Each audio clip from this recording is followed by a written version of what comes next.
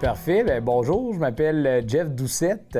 Je suis, en fait, j'ai deux projets d'entreprise. Le premier projet, je suis cofondateur d'une OBNL. En fait, c'est une communauté entrepreneuriale qui s'appelle J'entreprends Québec, que j'ai cofondée en octobre 2014. Puis la mission de cette entreprise-là, c'est de créer des projets rassembleurs pour générer l'étincelle puis tisser des liens entre les membres de la communauté entrepreneuriale. Ça, c'est mon premier chapeau. Le deuxième chapeau, je suis cofondateur également d'une agence créative à Québec. Donc, le but de l'agence, c'est de créer des concepts explosifs, c'est de monter des stratégies d'image de marque pour créer des communautés autour d'entreprises conscientes, dans le fond. Comme j'ai justement lancé Le Grand Chien, ma deuxième entreprise, juste avant que la pandémie arrive, en fait, c'est l'espace collaboratif qui a été lancé juste avant que la pandémie arrive. J'ai eu quand même un niveau de stress extrêmement élevé car on avait beaucoup de lieux locatifs dans cet espace-là. On avait des événements qui se créaient de façon hebdomadaire. Puis c'est un espace de coworking, donc les gens venaient pour y travailler en collaboration. Donc quand le COVID est arrivé, c'est sûr que j'ai complètement diminué mes revenus à ce niveau-là. Donc j'ai dû me revirer de bord là, quand même assez rapidement puis redéfinir mon modèle d'affaires au niveau justement de l'espace locatif puis des espaces événementiels. J'ai dû carrément, justement, avoir une résilience assez forte pour faire face, justement, à cette impasse-là. Mais comme on a plusieurs stratégies au niveau de notre modèle d'affaires, on a pu, justement, revoir notre offre en ligne, monter des stratégies d'image de marque par le web, au lieu de focusser sur des stratégies de marketing expérientiel, terrain. Bien, on a décidé d'augmenter le focus sur des stratégies de marketing web. Puis on avait la chance aussi d'avoir plusieurs clients qui étaient dans le milieu de la santé puis qui étaient dans le milieu des services essentiels. Donc, ces clients-là ont continué à avoir des besoins en termes marketing. Donc, on a eu la chance justement de pouvoir avoir des clients, plusieurs clients fidèles malgré la crise. Au niveau personnel, c'est d'être plus résilient.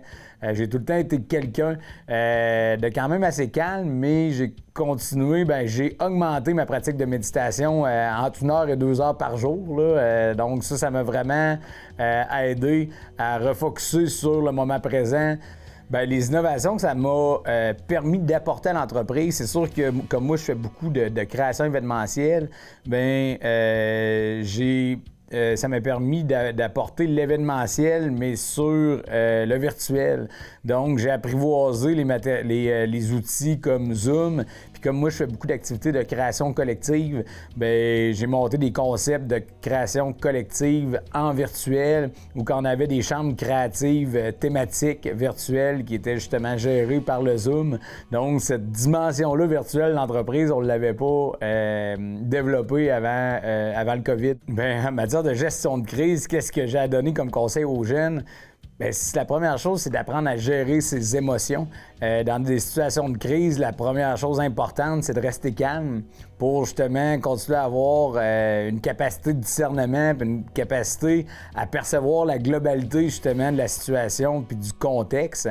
Puis, en gestion de crise comme le COVID, il n'y a rien qui arrive pour rien. Donc, moi, je dirais que si j'avais un conseil à donner, c'est que au lieu de se décourager à cause que l'entreprise a diminué ses opérations, c'est de prendre ce temps-là pour faire d'autres choses, pour développer son plan stratégique, pour prendre le temps justement de mobiliser des partenaires clés qui partagent des valeurs, des visions, puis qui ont des profils complémentaires, justement, à ton entreprise.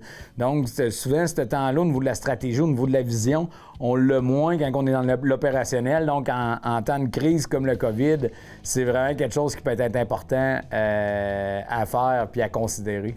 Pour se lancer en entrepreneuriat, qu'est-ce que c'est super important? C'est ayez pas peur de vous dépasser au quotidien, ayez pas peur de sortir de votre zone de confort parce que c'est là que la magie s'opère, c'est là que vous allez rencontrer les gens les plus incroyables si vous osez. La deuxième chose, je dirais que c'est de s'entourer d'un collectif remarquable, s'entourer de gens qui vous inspirent, s'entourer de gens qui partagent des valeurs qui sont communes à vous. Ça, c'est hyper important. Puis, en fonction du contexte actuel, qu'est-ce qui est hyper important, amener de la conscience dans votre entreprise. Faites en sorte de développer une entreprise avec des valeurs, une entreprise qui développe des produits, des services, des expériences qui sont bonnes pour la société.